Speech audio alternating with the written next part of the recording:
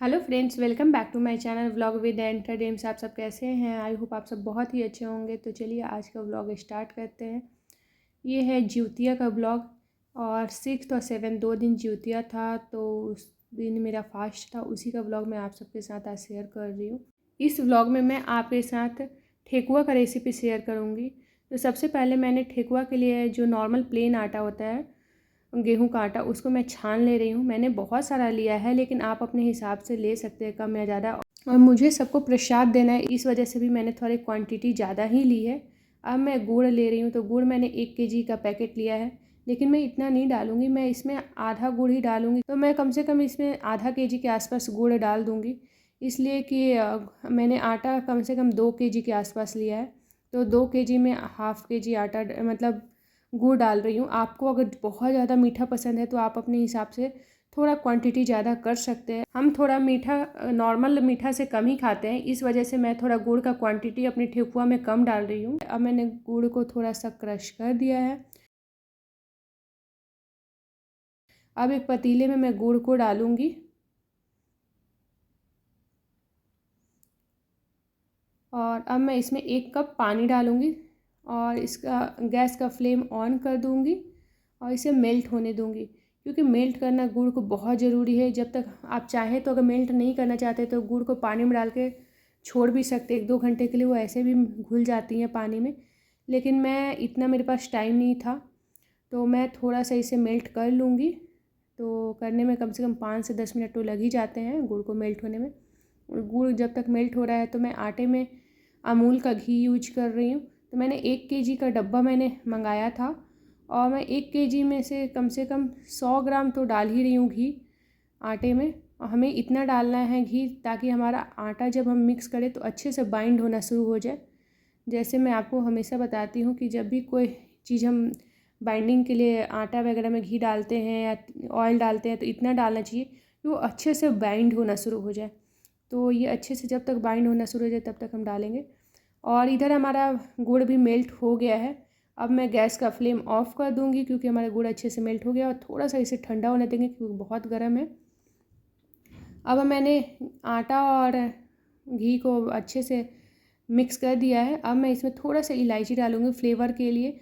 ज़रूरत नहीं है, मतलब अगर नहीं भी डालेंगे तो चलेगा, लेकिन मुझे थोड़ी सी फ्लेवर के लिए मैं डाल रही हूँ यहाँ पे इलायची। तो मैं थोड़ा सा इलायची का पाउडर डालूँगी। तो मेरे पास इलायची पाउडर नहीं था, तो मेरे पास इलायची था, तो मैं उसे ही थोड़ा सा क्रश मतलब कर दूँगी और इसमें डाल दूँगी। तो इसमें मैंने डाल दिया है। अब हम इसे अच्छे से मिक्स कर देंगे। अब जो हमारा गुड़ का मिश्रण है वो थोड़ा सा ठंडा हो गया, बहुत ज़्यादा ठंडा नहीं है लेकिन थोड़ा सा ठंडा हो गया है। अब मैं इसमें डालूँगी, क्योंकि मेरे पास बहुत टाइम भी नहीं है, वरना मुझे बहुत देर तक वेट करना पड़ता। आप देख सकते हो थोड़ी सी भाप निकल भी रही है। तो अब इसमें मैं डालते जाऊँगी, थोड़ा थोड़ा करके डालूँगी, एक बार मैं ज़्यादा नहीं डालूँगी वरना बहुत गीला हो जाएगा। और स्पून की मदद से मिक्स करते जाऊँगी, क्योंकि अभी गर्म है। जब तक गर्म है तब तक मैं स्पून से ही इसे अच्छे से मिक्स करूँगी। और बीच में मैंने 2 से 3 बार में करके डाला है। एक बार में मैंने गुड़ का जो चाशनी है वो मैंने नहीं डाला है। अब थोड़ा ठंडा हो जाने के बाद मैं इसे हाथ से अच्छे से मिक्स कर दूँगी। मुझे अभी भी थोड़ा सा गुड़ कम लग रहा है, तो इसमें मैं थोड़ा और गुड़ डाल के, और देख सकते हैं कि मैं इसका थोड़ा सा और इसका गीला डो जैसा तैयार कर ले रही हूँ। बस हमें ठेकुआ के लिए ऐसा ही डो चाहिए।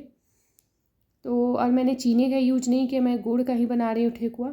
तो मैं गुड़ का ही मतलब यूज की हूँ। अब मैं ठेकुआ बनाने से पहले ओठंगन बना रही हूँ। तो हम जैसे ज्योतिया का फास्ट करते हैं तो हम बच्चों के लिए फ़ास्ट करते हैं। तो बच्चों के लिए फ़ास्ट करते हैं तो हम पहले हमारे घर में बच्चों के लिए के नाम से बनता है, तो हम इसको ओठंगन बोलते हैं। और ये ठेकुआ के साइज़ से बड़ा होता है। तो मैं आपको दिखाती हूँ बना के कि ये कितना बड़ा होता है। आप थोड़ा सा भी बड़ा बना सकते हैं, ज़रूरी नहीं है कि आप बहुत बड़ा बनाएं। ठेकुआ से थोड़ा बड़ा भी बना सकते हैं, अगर आप मतलब मैं बना रही हूँ, अगर आपके घर में बनता हो तो बनाइएगा। तो मैं अपने हिसाब से बना रही हूँ बड़ा बड़ा। तो मैं हर साल इतना ही बड़ा बनाती हूँ, तो मैं बना रही हूँ। आप हाथ से, इस बेलन की भी रिक्वायरमेंट नहीं है, प्लेट में रख के हल्का हल्का हाथ से प्रेस कर दीजिए थोड़ा सा। देख सकते हैं मैंने बना लिया है। तो इसी तरह मैं 2 से 3 बना लूँगी अपने बच्चों के हिसाब से। तो मैंने बना लिया है 2-3। अब मैं कढ़ाई में घी को डाल दूँगी गर्म होने के लिए। लो फ्लेम ही रखूँगी, वरना घी बहुत ज़्यादा गर्म हो जाएगा।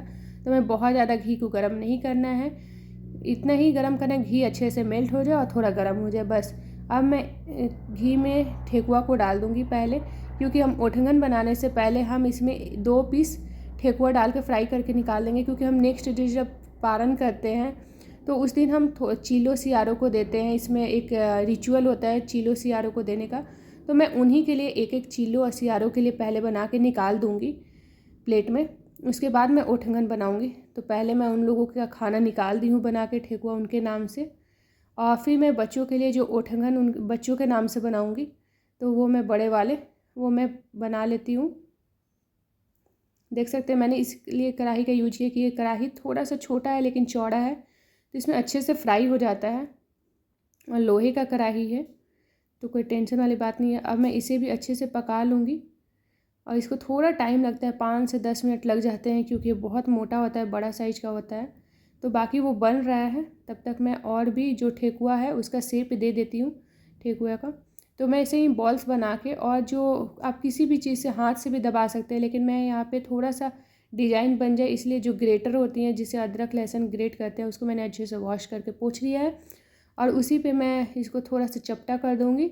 आप देख सकते हैं आगे से डिज़ाइन आ गया। आपको अलग से साँचा वगैरह लेने की ज़रूरत नहीं होती है, ग्रेटर सबके घर में होता है, तो मैं हर साल ऐसे ही करती हूँ इसी तरीके से। और देख सकते हो ओठंगन मैंने बना के गैस के ऊपर ही रख दिया है, क्योंकि गैस के जो बर्नर होता है उसी के चारों तरफ फैला देते हैं, उसी को ओठंगन बोलते हैं, क्योंकि हम ओठंगा देते हैं। हमारे भोजपुरी में एक लैंग्वेज होता है ओठंगा देने उसी को, तो मैंने गैस के चूल्हे के ऊपर ही रख दिया है ऐसे ही। और इसी तरह बाकी मैं ठेकुआ को भी अच्छे से फ्राई कर लूँगी। लो फ्लेम में ही मैं फ्राई कर रही हूँ। एक तरफ से जब फ्राई हो जाएगा तो पलट के इसके दूसरी तरफ भी फ्राई कर लूँगी। इसी तरह से हम बीच बीच में चलाते हुए सारे ठेकुआ को फ्राई कर लेंगे। और मेरे को काफ़ी टाइम लग गया था, क्योंकि मैं 2 केजी आटा के हिसाब से मैंने फ्राई किया था, तो मुझे काफ़ी टाइम लग गया था, बट मैंने सारा फ्राई कर लिया था पूजा से पहले ही। और इसको बनाने में काफ़ी टाइम लग गया था, मैं एकदम थक चुकी थी इसे बना बना के, क्योंकि मुझे 3 to 4 आवर्स खड़े होने पड़े थे इसे बनाने में। लेकिन फाइनली ये बन के इसका रिज़ल्ट अच्छा है, तो मुझे अच्छा फील हुआ। हमारा ठेकुआ फ्राई हो गया है, अब हम इसे निकाल देंगे, और इसी तरीके से सारे ठेकुआ को हम फ्राई कर लेंगे। आप देख सकते हैं कि मैंने ब्राउन ही किया है, बहुत वाइट नहीं रखते हैं, इसी कलर में निकालते हैं ठेकुआ। तो मैं इसी तरीके से सारा ठेकुआ बना लूँगी। अब मैं तैयार हो गई हूँ, 7:30 हो रहा है और मैं मंदिर पहुँच चुकी हूँ। पूजा का टाइम तो शायद 5:30 के आसपास ही था, लेकिन मंदिर में जो पंडित जी कथा बोलने वाले थे तो वो 7:30 का टाइम दिए थे, तो 7:30 में ही हम लोग पहुँचे हैं। और जाने के बाद बहुत ही अच्छा फील हो रहा है पूरे दिन। और उस दिन मैंने घर में पूजा नहीं किया था, मैं सब कुछ लेके मंदिर गई थी, क्योंकि मैं बहुत थक चुकी थी बना बना के, और मेरी अब बहुत ज़्यादा इच्छा नहीं हो रही थी, तो मैंने घर में पूजा नहीं किया था। मैंने सब कुछ अच्छे से वॉश वगैरह कर दिया था, जितना प्रसाद वगैरह था और जो भी मैंने बनाया था वो मैं लेके मंदिर पहुंच चुकी हूँ। यहाँ पे अभी बहुत लोग आए नहीं थे, 1 ही 2 लोग आए थे। जब मैं गई तो मुझे कम से कम हाफ़ एन आवर वेट करना पड़ा, और तब लोग आए। तो हमारा पूजा कंप्लीट होते होते 8 o'clock हो गया था, 8:30, क्योंकि आने में लोगों का वेट करते करते। तो ये रहा हमारा मंदिर, और ये मेरे घर से बहुत ही पास में है। तो ये माता रानी का मंदिर है, और इसके जस्ट सामने भोलेनाथ का जो है, शंकर जी का, उनका मंदिर है, तो सामने देख सकते हैं। और इसी में घूम घूम के मैंने मंदिर का व्लॉग आपके साथ शेयर किया है कि अलग अलग बहुत सारे यहाँ पे मंदिर, एक ही मंदिर के अंदर सबका अलग अलग मंदिर है, मतलब रूम जैसा बनाया हुआ है भगवान जी के लोग के लिए। और ये मेरा लुक, तो मैंने पिंक कलर की साड़ी, और ये साड़ी मैं पहले भी पहन चुकी हूँ, मैं सिर्फ वॉश किया हुआ साड़ी पहनती हूँ। ऐसा मेरे साथ कुछ भी नहीं है कि मैं नया ही साड़ी पहनूँगी। तो मैं रेडी हो चुकी हूँ, रेडी होने का मन नहीं कर रहा था, फिर भी मैं रेडी हो चुकी हूँ, क्योंकि रेडी तो होना ही था, क्योंकि मंदिर जाना था पूजा के लिए, इस वजह से। तो ये रहा मेरा फाइनल लुक। और मैं जब भी ब्लॉग बनाती हूँ तो मैं अपना साड़ी या कोई भी ड्रेस का लुक आपके साथ अच्छे से नहीं शेयर कर पाती हूँ, तो इसलिए मैं थोड़ा सा आपको हमेशा स्ट्रेट करके मिरर सेल्फी दिखाती हूँ, अपना मिरर लुक, क्योंकि मिरर में अच्छे से आपको दिख जाता है, और ऐसे पूरा कैमरा घुमाना पड़ता है, इस वजह से। तो ये रहा मेरा लुक, ज्योतिया का लुक। आपको कैसा लगा आप कमेंट बॉक्स में लिख के डाल सकते हैं। लोग आना शुरू हो गए हैं, तो अब मैं अंदर जाती हूँ और पंडित जी का कथा सुनती हूँ। बस पंडित जी कथा स्टार्ट करने ही वाले हैं। फर्स्ट टाइम लग रहा है कि पंडित जी कथा वगैरह बोल रहे हैं, क्योंकि वो बहुत ज़्यादा चिड़चिड़े हो चुके थे। और लेडीज़ को टाइम दिए थे 7 o'clock का, सारी लेडीज़ 7:30 के आसपास आई हुई हैं और उनका कहने का मतलब था कि 6 o'clock तक आके वेट करें। तो इसलिए पंडित जी भी गुस्से में है क्योंकि उनको लेट हो रहा था शाम की पूजा का, इस वजह से भी तो वो अच्छे से बात भी नहीं कर रहे थे। मतलब फास्ट हमारा था और चिड़चिड़े पंडित जी हो गए थे। शायद उनके घर में नहीं होता है ज्योतिया का, तो उनको इस बारे में ज़्यादा नॉलेज भी नहीं था। और सभी के घर थोड़ा अलग अलग कुछ रिचुअल वगैरह होता है, तो सभी अपने अपने तरीके से, कोई दिया सामने रखता है कथा कहने से पहले, कोई फल रखता है, कोई कुछ हाथ में लेता है, तो कुछ चीज़ें मतलब सब अपने तरफ से कुछ कुछ चीज़ें रखते हैं। तो वहीं प्लेट में सब एक एक करके ले रही जा रही हैं, कुछ कुछ चीज़ें रख रही हैं। तो आज के पंडित जी की कथा के साथ ही आज का व्लॉग ख़त्म करते हैं। मिलते हैं नेक्स्ट व्लॉग में बहुत जल्द। अगर आज का व्लॉग अच्छा लगे तो हमारे चैनल को लाइक शेयर सब्सक्राइब कीजिए। Thanks for watching. कमेंट करना बिल्कुल डाला गया है और क्या मिश्री उसमें है, डब्बे में है।